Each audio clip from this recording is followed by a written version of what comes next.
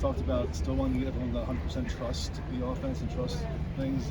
Do you see the examples where you're just not quite all the way there?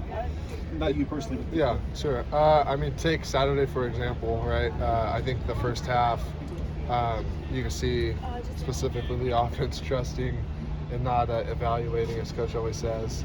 And I think in the second half, I think we went in halftime, and for whatever reason, I know it's early in the season and we're a new team and a younger team, kind of lost focus, right, and began to evaluate again, as Coach says. And I think it showed. I think in the second half, I overheard Caleb talking about it just now with all you.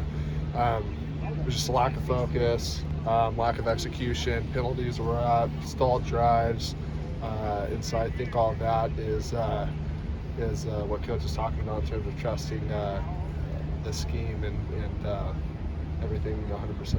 Where do you feel like the offensive line is at, just in terms of gelling together 2 weeks in? Yeah, definitely. We saw a big improvement, I think, from game one. Are we where we're at? No.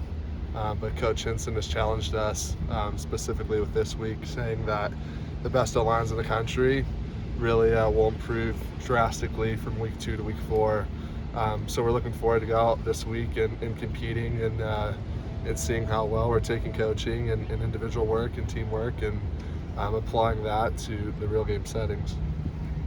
When you and Brett were talking about whether or not to give it one more year here, how close is this to what you kind of hoped it would feel like, even though we're kind of early in the season?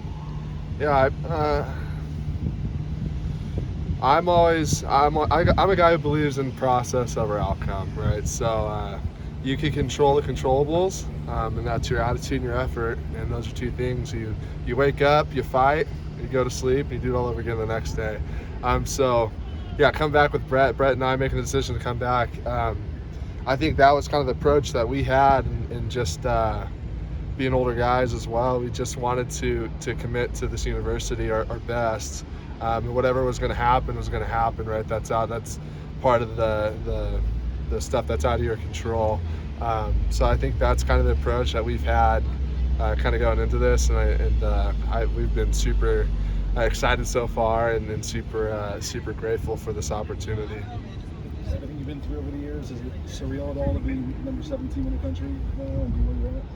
Yeah, I mean, Coach always says don't fall into the rat trap, right, with all that stuff. It's great, media's great, reading the AP and seeing all that, but we have a goal every week, and it's just to go out there and execute and compete at our highest level, right?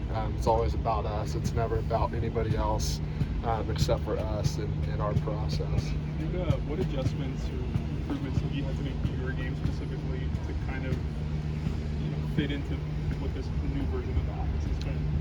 Yeah, I mean, just buying into everything that Coach Hinson is taught. I mean, a lot of things are just small technical things like hands inside, how fast I can get my first 2 steps in the ground in the run game, specific techniques like that. I've just been trying to focus on and really hone in on for my ability. So.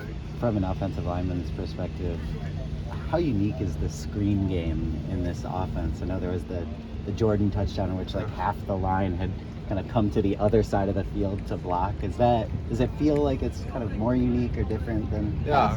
I think when we installed it in the spring, it was just like, what? Like, what's going on? But I mean, we saw it come to fruition on Saturday, and it was pretty spectacular to watch, I'd imagine. But yeah, we trust Coach Riley and his expertise. And I mean, that guy has a wealth of knowledge for his age. It's beyond incredible. I mean, his just wisdom out here on the football field is just surreal. So we really buy into that and what he brings to the table. On a play like that, how hard is it to not be an ineligible man downfield? I mean, you have 3 yards wiggle room, I guess, but it seems like when it's taking that long to develop, you're running across the field. It'd be easier to kind of cross that line. Yeah, no, emphasis on those plays is just stay flat down the line of scrimmage. For 2 reasons. 1, because yes, ineligible receivers, but 2, those athletes out there on the perimeter are a little quicker than the guys in the box. So we got to beat them to the point, right? So getting flat and getting out there is is our best chance of getting in front of those corners and safeties and stuff. On a play like that, how many times do you rep that over the spring and the summer of the year, where everyone knows exactly where they're going and the timing's just right? Yeah, I mean, I wouldn't say I would say it's sprinkled in throughout the offense.